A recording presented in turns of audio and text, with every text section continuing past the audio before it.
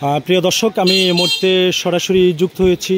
যদি জানিয়ে রাখি যে নোয়াখালী জেলার ৬ নং নোয়াখালী ইউনিয়নের ৩ নম্বর ওয়ার্ড কিশোরগঞ্জ বাজারের পাশে। আপনারা জানেন যে আজ সকাল যে নোয়াখালী জেলায় যে আজকে সকালে যেই বৃষ্টি হয়েছে, আসলে সেই বৃষ্টির সাথে কিন্তু বজ্রপাত হয়েছে। সেই বজ্রপাতে কিন্তু এখানে এই বাড়ির একজন ব্যক্তি কিন্তু নিহত হয়েছেন। আমরা এমনটি খবর পেয়ে কিন্তু সেই নিহতর বাড়িতে সরাসরি এই মুহূর্তে চলে এসেছি। যদি আপনাদেরকে একটু দেখিয়ে রাখি যে এখানে তাদের স্বজনপ্রীতিরা কিন্তু কান্নায় এবং ভেঙে পড়ছে। আর আমরা এই বিষয়টা এখন সরাসরি একটু যুক্ত হব। যদি জানিয়ে রাখি যে ৬ নং নোয়াখালী ইউনিয়নের প্যানেল চেয়ারম্যান এবং ৬ নং নোয়াখালী ইউনিয়নের ৩ নম্বর ওয়ার্ডের ইউপি সদস্য এবং জনাব মিলন ভাইয়ের সাথে। মিলন ভাই, আসলে ঘটনাটা কিভাবে ঘটেছে যদি একটু বিষয়টা একটু নিশ্চিত করেন। আসসালামু আলাইকুম।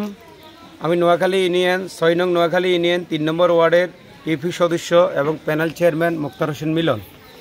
আসলে ঘটনাটা রয়েছে সকাল ১০ ঘটিকার বা ১১ ঘটিকার ভিতরে আমরা চা দোকানে বসে চা খাইতেছি, তখন একটা বীজি পাথর ছিল লাস্ট যেটা এইটাতে। পরে জানতে পারলাম যে নাকি একজনে গাছ কাটতে গেছে, ওই লোক মারা গেছে। তা আমি হইলে জানতে পারছি নাকি আমার ওর লোকে যেতে আসলে তার নাম হইলো লিটন। আমি মনে করছিলাম লিটন আবার আমার মামাতো ভাই। পরকালে জানতে পারছি না লিটন, এটা হইলো নুরুল আমিন কালামিয়া, উনি মারা গেছে। আসলে বাজারে যখন আনছে তখন দেখলাম যে না আসলে উনি মৃত্যুবরণ করছে এবং ডাক্তারেরা বলছে যখন বীজবাট হচ্ছে তার গায়ে হয় না, তার ফাঁসে দিয়ে পড়ছে, সে আপনাদেরকে হঠাৎ করে স্ট্রোক করে মারা গেছে।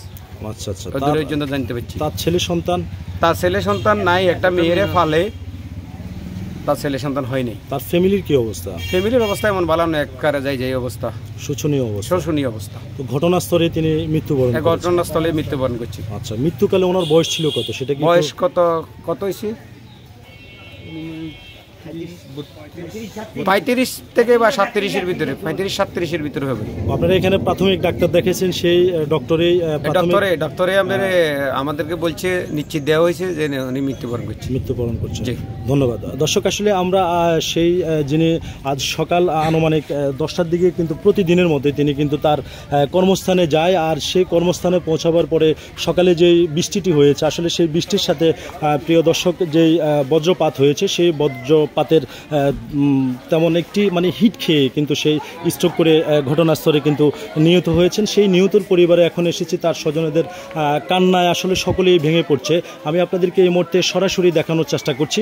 এই ছিল দর্শক আমার কাছে নোয়াখালী সদর উপজেলার ৬ নং নোয়াখালী ইউনিয়নের ৩ নম্বর ওয়ার্ড থেকে সর্বশেষ আপডেট খবর।